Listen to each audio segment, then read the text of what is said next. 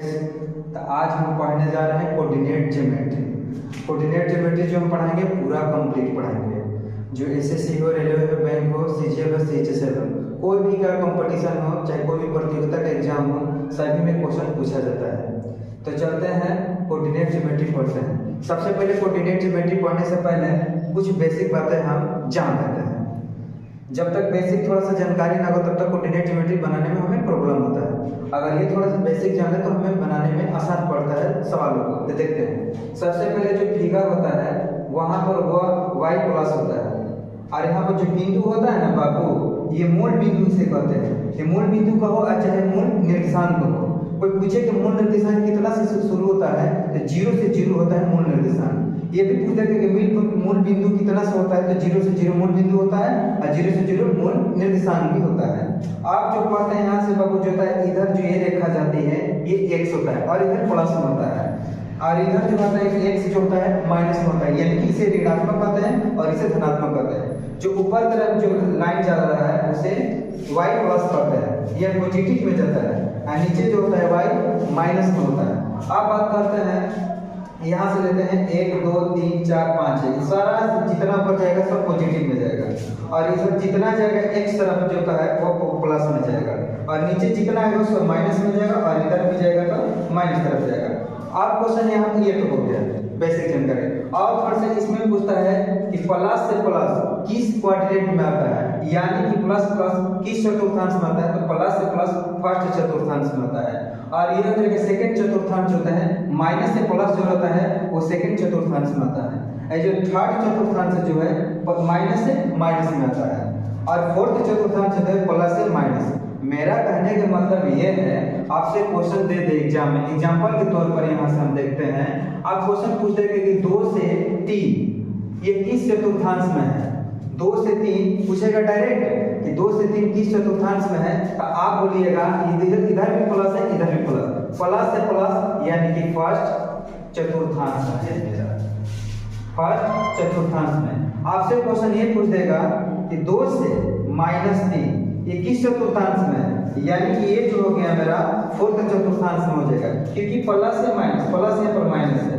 अब इसका एग्जांपल देखें तो -2 से +3 ये किस में आ जाएगा, ये हमारा आ जाएगा सेकंड चतुर्थांश में। अब रहा बात थर्ड चतुर्थांश का, -2 से -3 ये हमारा जो हो गया थर्ड चतुर्थांश में हो गया। तो ये मेरा बेसिक हुआ है जो डायरेक्ट पूछा जाता है, प्लस से प्लस फर्स्ट चतुर्थांश, माइनस से प्लस सेकंड चतुर्थांश, माइनस से माइनस थर्ड चतुर्थांश, और प्लस से माइनस फोर्थ चतुर्थांश। अब इसको याद कैसे करके देखिए, पहला जो है ना प्लस से प्लस, इसका अपोजिट सेम देखिए, फर्स्ट का अपोजिट थर्ड जो होता है माइनस से माइनस, ये जो सेकंड का होता है फोर्थ अपोजिट है, ये माइनस से प्लस हुआ है, यहाँ पर ले लेंगे प्लस से माइनस, ये हो जाएगा। तो मेरे यहाँ तक पूरा क्लियर। अब अगला क्वेश्चन चलते हैं, क्वेश्चन बनता है कैसे। दोस्तों अगला सवाल मेरा ये है, फर्स्ट नंबर सवाल है। पीछे हम लोग जो बेसिक पढ़े थे चतुर्थांश लगे कौन कौन किस भाग में चतुर्थांश आता है।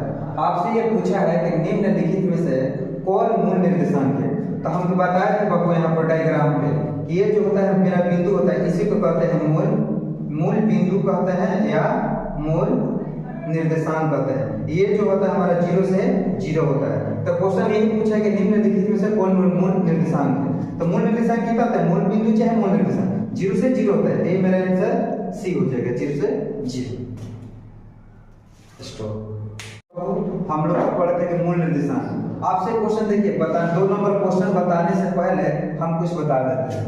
ये आपसे एक हो गया 2 से 3, इसमें पूछेगा ना कि 2 और 3 में भुजांक कौन है और कोटि कौन है। क्वेश्चन ये भी पूछता है कि निम्नलिखित में से भुजी और भुजांक और कोटि का योग बताएं, अंतर बताएं, योगफल बताएं, गुणनफल बताएं।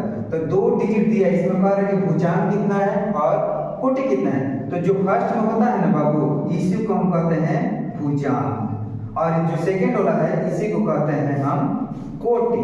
समझ में आया, इसको भुजांक कहते हैं और इसी को कोटि। अगर दोनों की योगफल बोले तो जोड़ देंगे, भुजांक कितना हो जाएगा 2 और कोटि का 3 जोड़ देंगे 2 3 5। अगर इसी का गुणनफल पूछेगा तो 2 गुणे 3 यानी कि कितना 6। इसी का अंतर पूछेगा यानी कि 3 - 2 बराबर हुआ। इसी का क्या पूछ देगा, तो हो गया मतलब गुणा हो गया, जोड़ हो गया, घटा हो गया, बस इतना ही पूछ सकता है, बस इससे ज्यादा नहीं। अगला सवाल देखते हैं।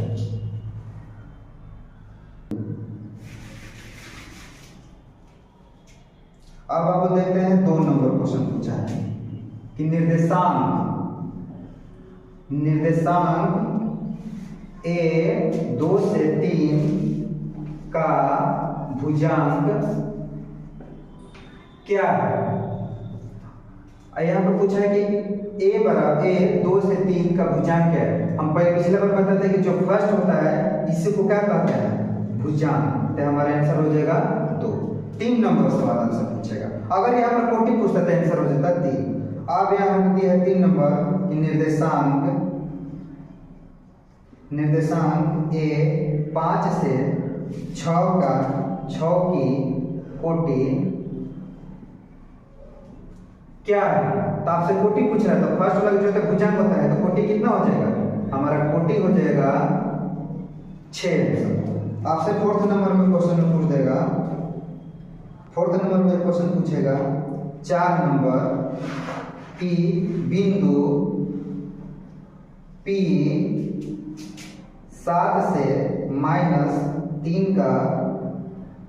के भुजांक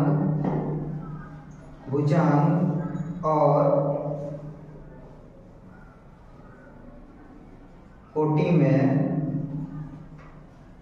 अंतर कितना है। बिंदु P 7 से -3 के भुजांक और कोटि का अंतर कितना है। तो आप बताइए दोस्तों भुजांक कितना हो जाएगा, ये हमारा भुजांक हो जाएगा 7 और कोटि कितना हो जाएगा 3 और दोनों में का अंतर पूछ रहा है तो 7 और दोनों का अंतर माइनस। ये जो हो गया मेरा बाबू -3। कितना लड़का लोग ने बाबू यहीं पर गलती कर देता है, कहाँ माइनस रहेगा बाहर रहेगा कि अंदर। तो आप जोड़ते हैं 7 माइनस एक कोष्ठ के बाहर रहता है और कोष्ठ होता है यहाँ पर हो जाता है प्लस। तो आपको कितना हो जाएगा 10। ऑप्शन में आपको दिया था बाबू 10, ऑप्शन बी में दिया था, ऑप्शन बी में दिया है -7, ऑप्शन सी में दिया है 4, ऑप्शन डी में दिया है बाबू -4। कितना लोग क्या करते हैं कि 7 में से 3 घटा के आप मार देते हैं आंसर 4, जो कि गलती है। यहाँ पर हमारा आंसर कितना हो जाएगा 10। तो यहाँ तक बाबू उतारो, तब तक हम अगला क्वेश्चन लाते हैं।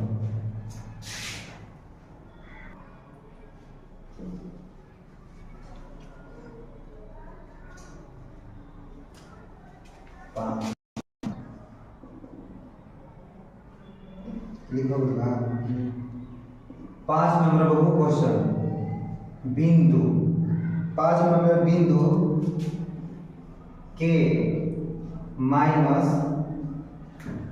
के कोमा 2 के -1 की कोटि और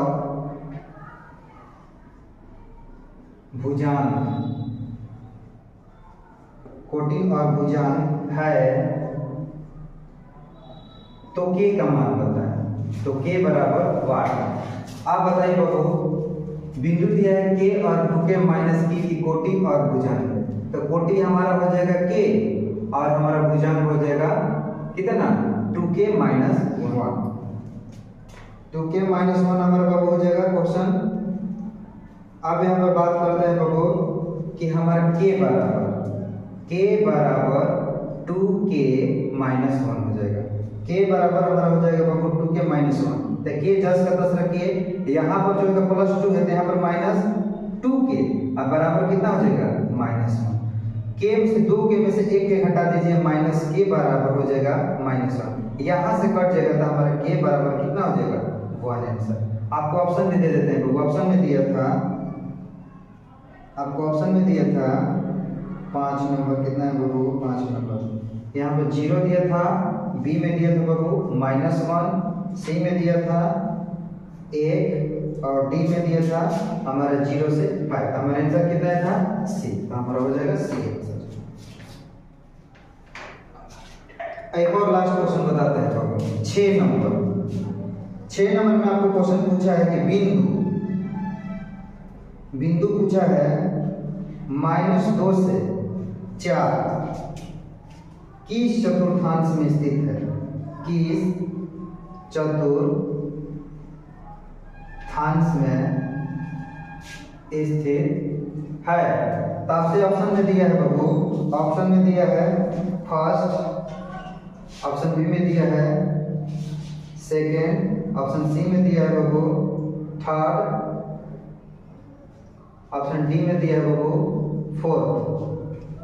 आप बताइए, हम पिछला बार में बताए थे कि -2 से 4, यहाँ पर हम डायग्राम बताते हैं कि अगर प्लस से प्लस जो रहेगा फर्स्ट चतुर्थांश, अगर माइनस से प्लस रहेगा तो ये हो जाएगा सेकंड। आप बताइए कि माइनस से प्लस है तो हमारा कौन सा हो जाएगा, सेकंड चतुर्थांश होगा। बस यहीं पर दोस्तों रुकते हैं, इसका नेक्स्ट जो कल वीडियो हम डालेंगे इसके आगे से। ऐसे ही देखने के लिए वीडियो हमारे चैनल को सब्सक्राइब एवं लाइक जरूर करें, ताकि हम पूरा कंप्लीट पढ़ाएं। जो इस ये पढ़ने के बाद आपको दूसरा कहीं कोचिंग में पढ़ने की कोई जरूरत नहीं है, पूरा कंप्लीट कोई भी कॉम्पिटिटिव एग्जाम हो, चाहे 10 क्लास क्यों ना हो, इससे बाहर एक भी नहीं आएगा, चाहे 10 साल के बाद क्यों ना पूछे। तो दोस्तों यहीं पर रोकते हैं वीडियो, कल इसके बाद चलाते हैं।